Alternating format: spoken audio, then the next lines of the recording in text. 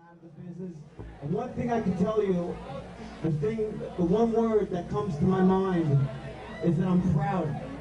I have pride in what I accomplished, and I think that everybody here should have pride that you're part of an amazing organization, because things like this don't happen to most people.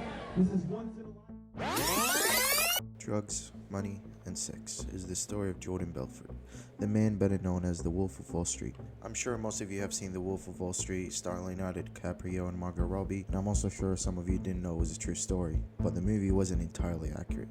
This is the story of Jordan Belfort's life and what came after his conviction.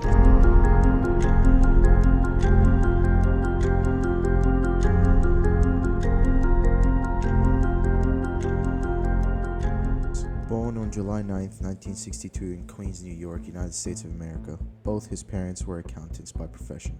He completed high school and went to complete his graduation with a degree in biology from the American University. He then took admission in the University of Maryland School of Dentistry.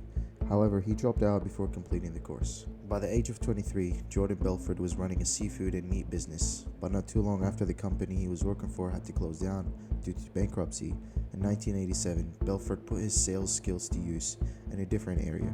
He started working for a brokerage firm. After working at the firm for 2 years and learning the ins and outs of the business, Jordan decided to open his own firm with his best friend Danny Porsche, called Stratton Oakmont. Belfort raked in cash using a pump and dump scheme, which pretty much means his brokers pushed stocks onto their unsuspecting clients, which then increased the profit of the stock tremendously. Then the company would sell off its own holding at a great profit margin without anyone noticing. The best example I can give that would relate to this is the recent GameStop stock market inflation. The GameStop stock was being pumped by Redditors, and once the big firms took notice of the stock, they decided to invest into it, which then the Redditors dumped the stock, causing a massive crash in the stock market. Loaded with money, Belfort spent his money on sport cars, mansion, expensive toys like a helicopter, a yacht, and of course, tons and tons of drugs. Belfort was involved in many accidents due to his Quaaludes drug addiction, including sinking a yacht which once belonged to designer Coco Chanel. His drug addiction did not only affect him, but he was also constantly encouraging reckless behavior in his employees, which included drug abuse and sex at work. The employees were also urged to live by the motto, "Don't hang up until the customer buys or dies." Belfort told the New York Post, "It's easier to get rich quick when you don't have to follow the rules." Their hard sell tactic paid off in the short term, but in the long term, things were shaking up. The SEC became suspicious of the firm and investigated their trading practices. In 1994, after a lengthy investigation, Stratton Oakmont paid $2.5 million in the civil securities fraud case the SEC brought against them. The settlement also banned Belfort from running a firm, and as a result, he sold his shares of Stratton.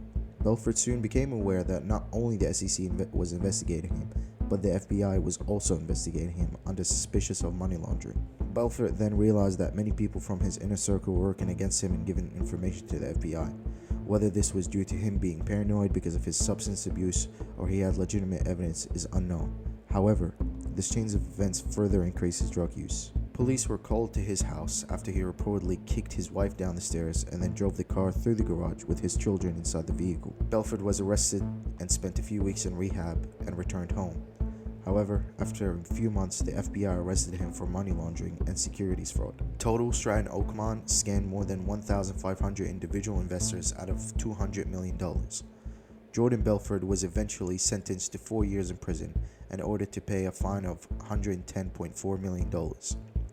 He ultimately chose to cooperate with authorities and inform on his colleagues. The prison term was reduced to just under 2 years. In 2003, he served a 22-month sentence in jail in which he shared a cell with comedian Tommy Chong. Tommy encouraged Belfort to write about his experiences, which led to the creation of the memoir, The Wolf of Wall Street. In 2008, Belfort published his memoir, The Wolf of Wall Street. The book explored his meteoric rise and explosive crash in the financial world. The following year, Belfort released a second memoir, Catching the Wolf of Wall Street, which detailed his life after his arrest.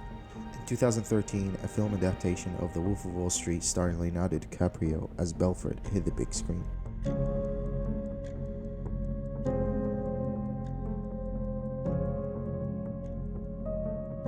Now, Belfort operates his own company, which provides sales training and markets straight-line training programs aimed at building wealth and does motivational speaking. In an interview with the Daily Mail, he explained I'm a wolf who became a more benevolent character. Belfort has reportedly paid $14 million of the $110 million fine against him. He also runs a TikTok where he seems he's enjoying his life after everything went down, making fun of his past mistakes. You know what, Wall Street? You know what, Robin Hood? We're not leaving. We're not leaving. We're not fucking leaving!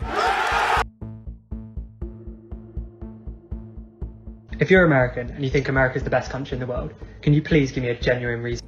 You know why America's the greatest country in the world? Because you can make a massive mistake, go to jail, lose everything, learn from it, and have Leonardo DiCaprio play you in a fucking movie. And with that, we conclude our story about Jordan Belfort, aka the Wolf of Wall Street. Personal opinion, I think Jordan was extremely motivated, but his ambition and his need for success led him down the wrong path.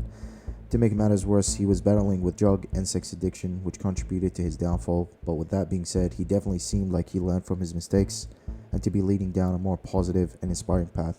As explained earlier, he does motivational speaking, which everyone needs motivation every now and then. Alright guys, thanks for checking out the video. I would appreciate a comment and a like telling me what you thought about the video, and subscribe would mean the world to me. Alright, peace.